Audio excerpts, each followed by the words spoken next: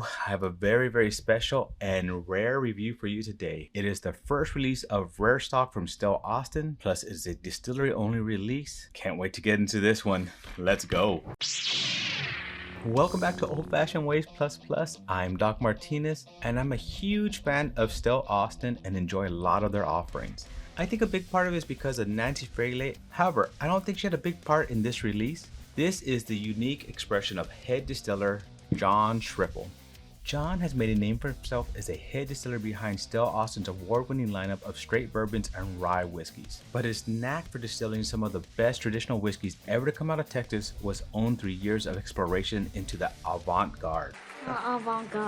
With this rare release stock series, some of John's most unique and unexpected expressions are finally available for those seeking something extraordinary and rare. Now, this was released a few weeks back and it was a distillery only release. I was not available because I was in Tennessee with my buddy Shane, helping him with his Jack Daniel's barrel picks. Luckily, I have in-laws who love me and were nice enough to go grab these for me. However, they did not know what they were getting into. But I believe they really enjoyed the experience and caught the bourbon hunting bug. So thank you so much for doing it to me. I love you and I appreciate you guys. You like me. You really like me. So let me pour some of this out. As you can see, this bottle was already open. When I went to go pick it up from my in-laws, I of course popped it open immediately to share it with them so they can enjoy it as well. Let's move this aside, let it breathe. And as always, when I do a review, I'll be doing a giveaway. Now, this bottle is $3.75, so that it will be a smaller sample, but you know, I love to share. This is the way.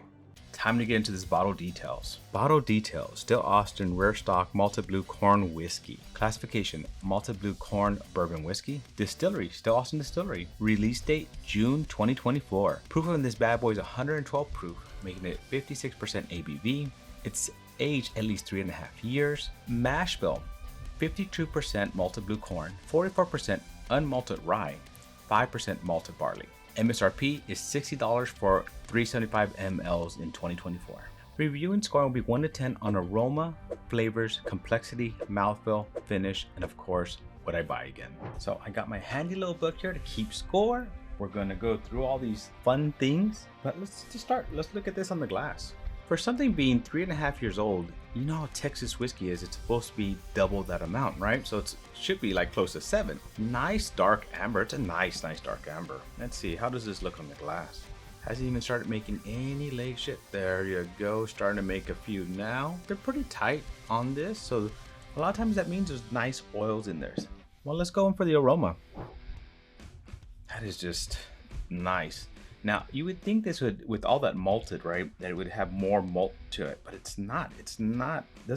Does not smell very malted.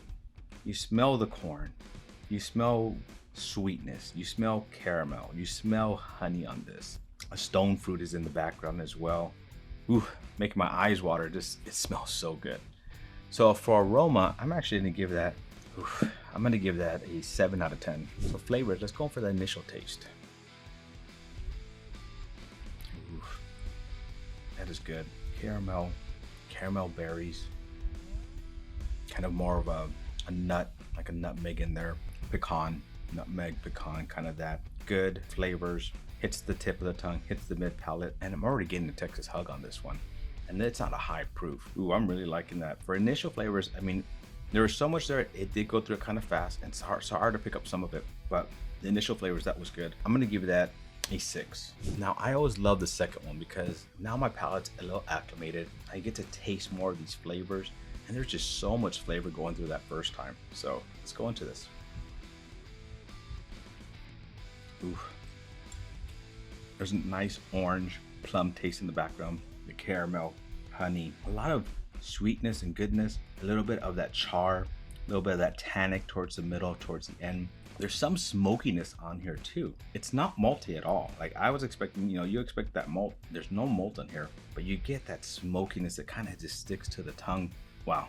So how this is evolving the tongue, it evolves very nicely. There's a little bit of spice in the beginning, and a little bit of that, like a little pepper but it quickly goes from that to those sweetness to those other flavors, and it goes through it just nicely. It's a little bit quick because there's a lot going on. There's a lot of stuff going on, but it goes through it. It doesn't feel like one is fighting the other. It just feels like it goes from progression to progression. It keeps going on, and it stays on the tongue nicely. Wow, I'm really liking that. So for complexity, I'm giving that a 7.8. Now mouthfeel, thickness and viscosity, right? Let's see that thickness and viscosity on the mouth. Every drink just keeps getting better and better. That caramel is right smack in the middle of that. I like the caramel, that popcorn caramel kind of flavor. And it hits just perfectly for my palate. I really like that. Now, thickness and viscosity covers the tip of my tongue, covers the mid of my tongue, covers the roof of my mouth, getting saliva to thicken the sides. When it hits the tongue, you can feel the oils on the tongue. Nice, thick viscosity. For something that's only 3.5 years old, you're getting a lot from this, and that's rare. That is really rare. I know it's called rare stock, not for that reason, but that is very rare that you're getting that much thickness and just viscosity on the tongue. Wow. Ooh, mouthfeel, I'm giving that a 7.5. Finish. It stays there. You get that saltiness, I mean not saltiness, that smokiness. Is it kind of like a s'mores, because you have that caramel. You get a little hint of dark chocolate in the background. So it almost is like a little bit of a smoky s'mores, like if you're out camping and doing that. And I can see, I mean, I think they had something in the description about campfire. Cuddling with Kelly around a campfire. Or something like that if I remember. But I can see what they were talking about, because it just kind of brings back those memories of me being out camping with my family and doing s'mores. There's a nice little burn, like that pepperness to it, a little bit of almost saltiness to it, but just nice overall. It's a nice finish. From the first drink till now, it's completely stayed on my tongue. I still have that flavor there. It's fading a little bit, but not fading fast, and I do like that a lot. So for the finish, I'm gonna give that a 7.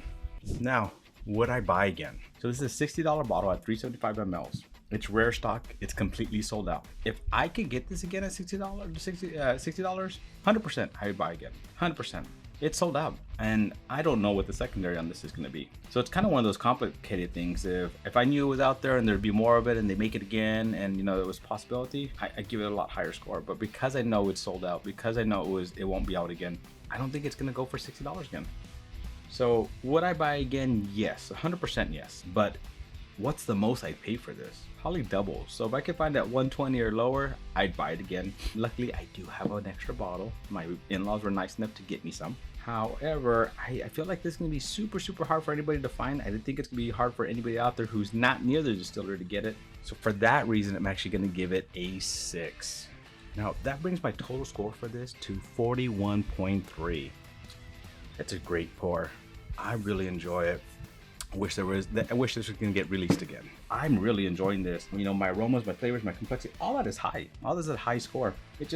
It's so hard to get, and that it kills it. I think adding that category is always what made mine a little bit different and changes things with me. I mean, I gotta stick to it, and that's my thoughts on it. But if you get a chance to try this, definitely would. It is a great pour. I'm really enjoying it. I wish there were bigger bottles. I wish I had more.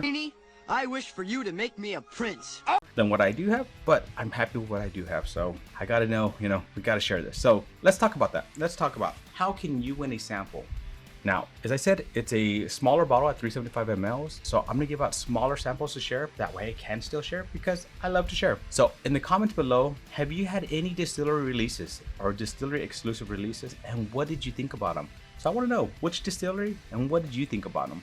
Also add #StillAustin. Now, if you haven't yet, please smash that like button if you like this video. Also subscribe. Well, my friends, thank you again for joining me on another journey down my bourbon rabbit hole. Till our next journey, my friends, cheers.